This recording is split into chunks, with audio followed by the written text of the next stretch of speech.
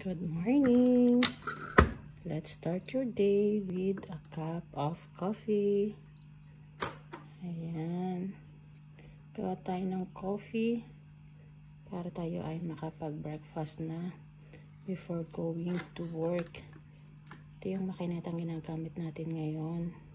Ito yung lagi kong ginagamit instead of this. Ayan. Meron kasi tayong dalawang makineta.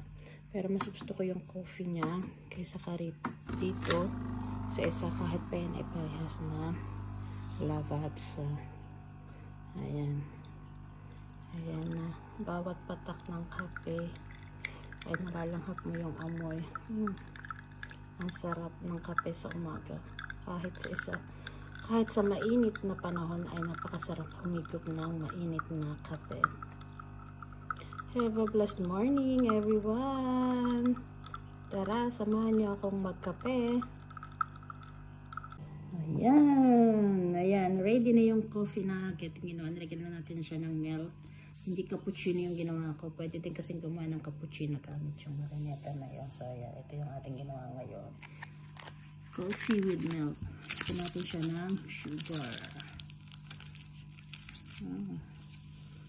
Kapag ganyan kasi yung coffee, mas naaano mo yung amoy ng cafe kaysa doon sa yung tinutunaw lang sa tubig. Ayan, mas amoy mo yung amoy talaga ng cafe, brewed coffee. Ayan. Parang kapeng barako. Ayan, amoy mo na yung bango ng cafe na nakakagising tuwing umaga.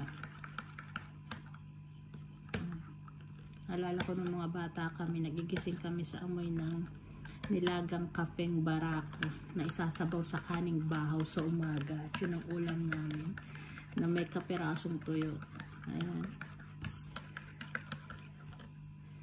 Coffee's life. Good morning everyone. Kape tayo. Ang init pero ang sarap. Yummy. Maghapon na to, pwede na to, makakapagtrabaho na tayo.